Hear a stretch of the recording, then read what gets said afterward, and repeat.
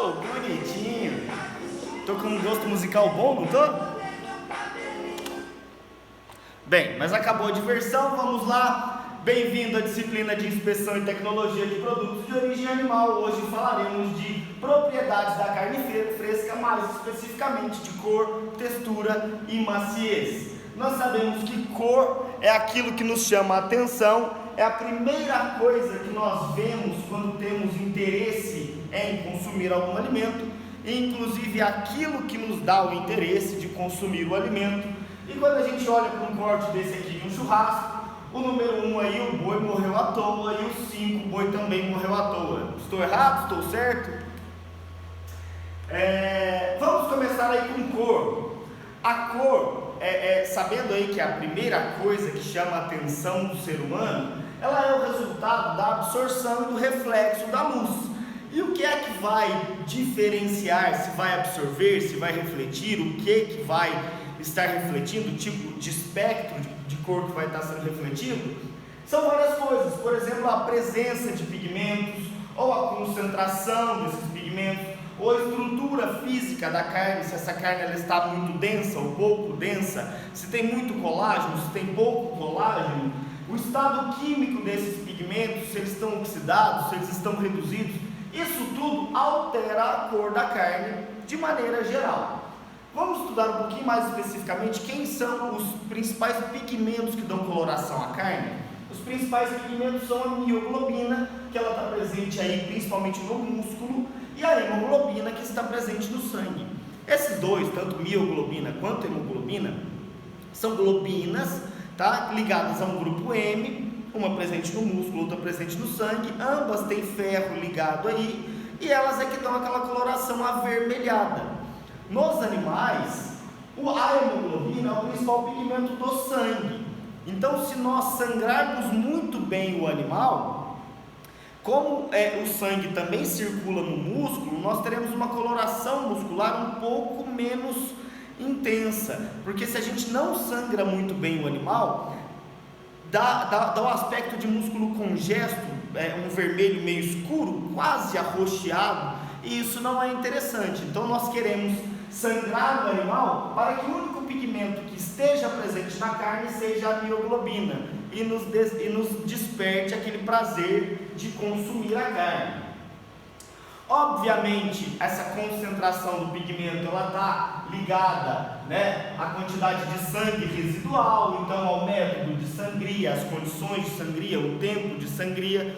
O animal bem sangrado perde a maioria da sua hemoglobina, mas mantém a sua mioglobina e vai ter uma coloração muscular adequada para a gente consumir. Vamos conhecer a mioglobina? A mioglobina é uma globina, este azul aqui é uma globina, e aqui eu tenho um grupo M, e dentro desse grupo M eu tenho uma molécula de ferro ligada a ele. Já a hemoglobina são 4 globinas com 4 grupos M, com 4 moléculas de ferro.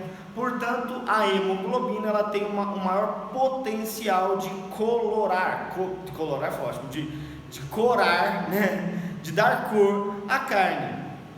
Por isso que, se ficar muito sangue no animal, o vermelho fica muito intenso e vai escurecendo, porque eu tenho muitas moléculas que são pigmentantes.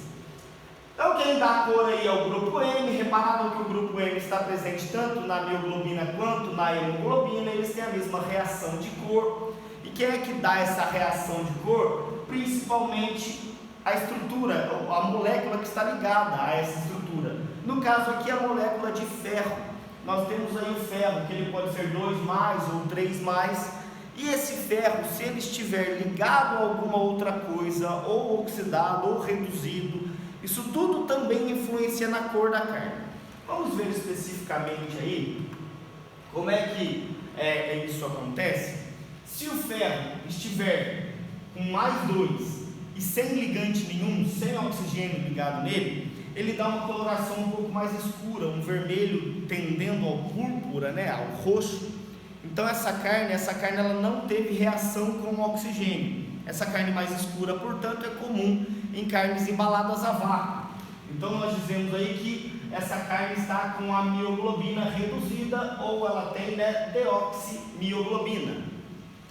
Já se essa mioglobina reagir com o oxigênio, se o ferro reagir com o oxigênio, se ligar ao oxigênio, essa carne terá uma cor vermelho brilhante, que é a cor que nós gostamos para consumir a carne, aquela carne vermelho vivo, brilhante, bonito, tá? Essa carne está com oximioglobina, a mioglobina está oxidada.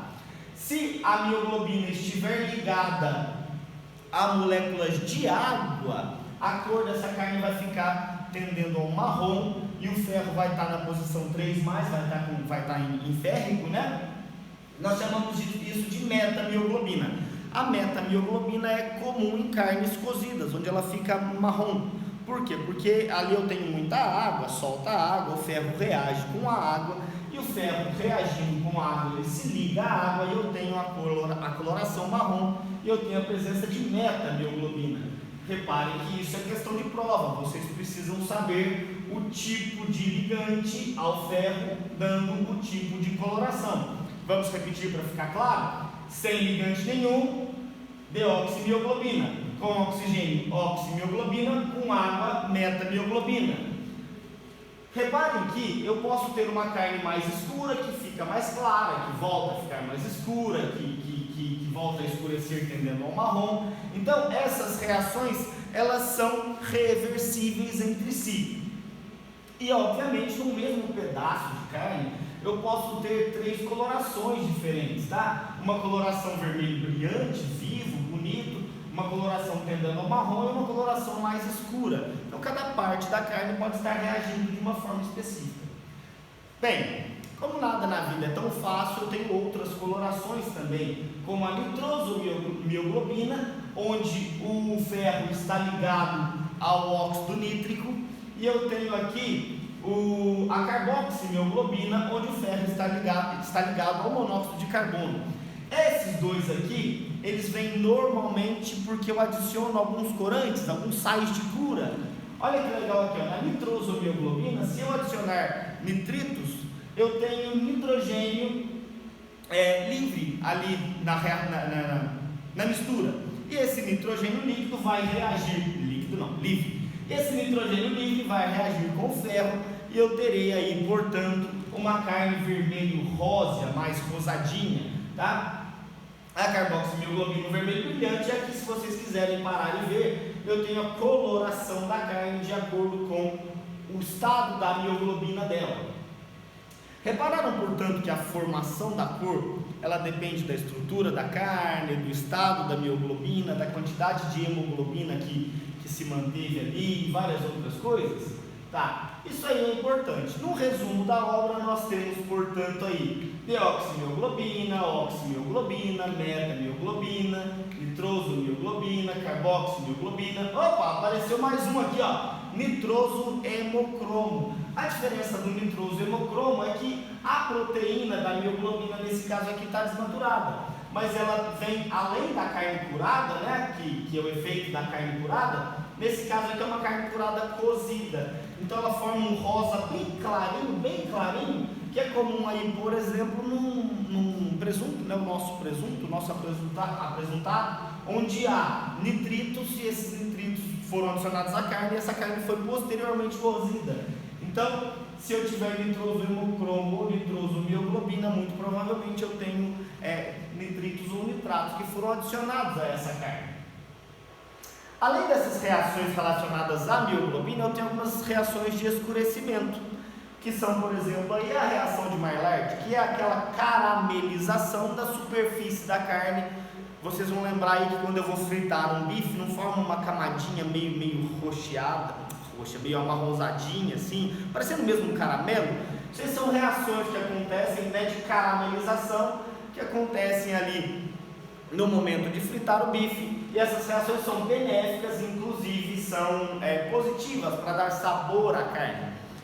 Todas essas que eu falei, tanto essa aqui de escurecimento, que é a reação de Maillard, quanto as outras reações aí da mioglobina, elas todas alteram a coloração da carne, mas não alteram a qualidade da carne. Então pode consumir e está sem problema nenhum. Porém, eu tenho algumas colorações que são anormais. Tá? Então eu tinha uma carne que estava no vermelho e ela escureceu patologicamente. Então vamos descobrir aí quais são essas colorações. A principal delas aí, a coleglobina. A coleglobina vem por bactérias, é onde eu tenho bactérias produtoras de H2O2 que transformam a mioglobina em coleglobina. Lembra aí de coleglobina? Lembra de bile e tudo mais? Então, é aquela coloração verde da bile, tá? Então é parecido com aquele tipo de reação onde a carne fica esverdeada devido à presença de bactérias. Posso consumir essa carne? Óbvio que não. Eu também tenho a sulfamioglobina, onde a mioglobina é transformada em sulfamioglobina devido à presença de bactérias que produzem sulfeto de hidrogênio, tá? Nesse caso a carne fica escurecida e com cheiro ruim. Posso consumir essa carne? Também não. Então aqui eu tenho várias reações, o resumão de todas elas aí, tanto positivas, né, aí como o nitroso hemocromo, a oximioglobina, como a coleglobina. Então algumas delas são positivas, outras são negativas. Além disso, eu tenho o fenômeno da iridescência, que é quando a carne ela reflete a luz de maneira polarizada, de forma a eu conseguir observar todo o espectro da luz como se estivesse vendo um arco-íris. Tá? Isso é iridescência. Ela é comum em carnes onde eu tenho muita quantidade de tecido conjuntivo. Então você vai ver isso muito naquela carne cozida, onde eu tenho aquele colágeno ali em volta, e aquele tecido conjuntivo ele fica meio brilhante, não é verdade? Não tem problema nenhum, pode consumir e está tudo certo. Obviamente as carnes que ficam expostas ao frio, elas tendem a ter uma queima pelo frio. E eu tenho outros fatores também que alteram a coloração da carne. Por exemplo, se eu alimentar o animal com vitamina E, eu demoro mais para ter a oxidação da carne, certo? Então a carne, a oxidação, eu digo o escurecimento. Então ela passa mais tempo naquela situação de vermelho brilhante, bonito, antes de escurecer. Obviamente o estresse é um grande causador. Vocês sabem aí da carne DFT, onde nós temos aí uma carne que escurece. Vocês estão careca de saber disso. A embalagem, claro que ela altera a coloração da carne. Aqui na ausência de oxigênio eu tenho deoximioglobina, a carne fica mais escura. A cura, ou seja, a adição de substâncias de modo a promover proteólises, glicólises dentro da carne, né? Através de sal, açúcar, nitratos, nitritos podem causar diferença na coloração, principalmente aí nitritos promovendo uma carne mais rosada devido à formação de óxido nitroso. E isso nós passamos por toda a coloração. Resumão do resumão. Vamos para a textura e maciez. Textura e maciez, elas são duas coisas muito similares, porque a textura gera, obviamente, uma sensação na boca de duro ou macio, tá? Então, o que nós temos aí é a avaliação feita através de painéis sensoriais, mas nós também temos texturômetros, e que na verdade mede a força de cisalhamento, a força de penetração do seu dente, da sua dentição na carne, para saber se ela é dura ou macia. E isso varia, claro, de acordo com alguns fatores. Vamos estudar cada um deles? A genética é um dos grandes fatores responsáveis pela textura da carne. Porque determinada raça animal ou determinada linhagem animal tem a carne mais dura. Por quê? Porque muito provavelmente eles têm uma alta quantidade de calpastatina, porque a calpastatina tem alta herdabilidade, assim como a força de cisalhamento também tem alta herdabilidade e correlação genética, certo? Ou seja, um animal que ele tem uma musculatura mais firme tende a passar essa musculatura mais firme para o seu descendente. Então isso acontece muito aí nos bovinos, uma alta quantidade de calpastatina, porque a herdabilidade é alta. A raça, obviamente, aí está ligado ao que a gente já falou de genética, mas vamos falar especificamente aqui, animais zebuínos apresentam mais calpastatina. Vocês lembram que as calpastatinas, elas inibem a ação das calpaínas, e as calpaínas são aquelas que dão maciez à carne pós-mortem. Então, se eu inibo a ação de uma coisa que dá maciez, eu vou ter uma carne mais dura, certo? Então comum em animais zebuínos, os nossos Nelores, tabapuãs, brahmas, guzerá. A idade do animal, obviamente, é importante. Quanto mais velho, mais dura vai ficando a musculatura. Primeiro porque você tem que pensar em exercícios feitos ao longo do tempo. Claro que eu também tenho aí uma modificação no tipo de estrutura e de ligação, principalmente aí das fibras colágenas, tá? E este colágeno, como ele se altera, dificulta mais a penetração do seu dente na carne. Então eu tenho aí animais mais velhos tendo uma carne mais dura. O sexo também é importante, tá? Animais machos tendem a ter a carne um pouco mais dura, principalmente animais inteiros. Por quê? Porque eles têm uma menor deposição de gordura intramuscular, tendo uma menor deposição de gordura intramuscular. Lembra que a gordura ela dá uma certa maciez à carne? Então, se eu tenho menos gordura intramuscular, eu tenho uma carne um pouco mais dura. Além disso, tem níveis diferentes de tecido conjuntivo, e animais inteiros também têm maior concentração de calpastatina. Então, de novo, calpastatina inibe calpaína. Se inibe calpaína, eu tenho uma carne mais dura. Calpaína é responsável pela maciez da carne. Posso cobrar isso na prova? Vou cobrar isso na prova. Olha aqui que legal, esse gráfico aqui mostrando a diferença entre suínos inteiros, fêmeas e castrados. Reparem aqui na deposição de gordura que eu tenho do suíno castrado com relação ao suíno inteiro, e olha a deposição de musculatura que eu tenho no suíno inteiro versus ao suíno castrado. Ou seja, o suíno castrado tem uma carne um pouco mais macia porque deposita mais gordura, tá? Então aqui para vocês verem um suíno inteiro, um suíno imunocastrado ou um suíno castrado cirurgicamente, nosso método normal. Então animais aí que tem uma maior quantidade de gordura tendem a ter uma carne mais macia, porém nós podemos, claro, argumentar que nem sempre essa carne aqui pra gente é saudável. Eu posso tender a escolher essa carne, só que aí você tem que lembrar também que é uma carne que vai ficar mais seca, blá blá, aquela história toda. Além disso, para os suínos, apesar da carne ser mais macia no animal castrado, o animal inteiro produz mais carne, e antigamente nós gostávamos de um suíno que era para banha. Hoje nós queremos um animal para carne, então nós queremos consumir a carne desse animal. Já que nós queremos consumir a carne desse animal, se nós não castrarmos, vai haver a produção de androstenona, tá? E também a produção de escatol, a androstenona diretamente aí vinda dos testículos, da testosterona, e ela quem vai dar esse odor, aquele cheiro ruim que nós temos na carne suína. Quando a gente vai fritar a carne, ela tem aquele cheiro de urina, sabe? Então vem da androstenona, mas também pode vir do escatol. O escatol é produzido ali no intestino, tá? Por bactérias do intestino grosso do animal. Infelizmente essas bactérias eu não consigo me livrar delas, então ainda assim eu posso ter algumas linhagens que tem uma quantidade um pouco mais alta de escatol, que dão aquele cheiro característico na carne dos suínos.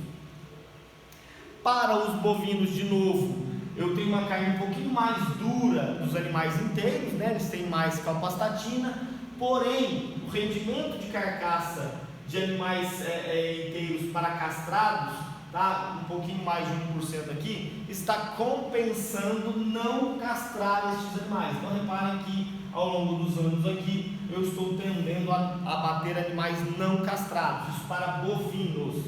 Por quê? Porque nós temos pouca diferença, já que o nosso gado já tem um alto nível de calpastatina, né? Já é um gado Nelore com a carne um pouco mais dura e sem marmoreio, então para a gente não está fazendo muita diferença. Além disso, obviamente, a nutrição é importante, porque ela vai dar o marmoreio da carne, e se ela der marmoreio da carne, uma carne marmorizada, é uma carne um pouco mais macia. Porém, para bovinos é um pouco mais difícil de nós conseguirmos dar marmoreio, mas há deposição de gordura externamente, o que está valendo. Além disso, nós temos aí que animais alimentados com grãos tendem a ter uma carne mais marmorizada do que animais terminados a pasto. Então a nutrição ela age diretamente aí, porque uma dieta mais densa, né, em energia, tende a produzir uma carne com mais gordura, isso leva a uma carne um pouco mais macia. Por isso que quando vamos terminar um bovino, nós fechamos esse animal e damos grãos a ele. Também tem aí o fornecimento de vitamina D. O fornecimento de vitamina D, ele eleva a quantidade de cálcio livre, e a quantidade de cálcio livre, ela é importante para aquele amolecimento que nós temos da carne posteriormente à morte, tá? Lembra aí da reação da calpaína, que precisa haver cálcio, então isso aqui é importante.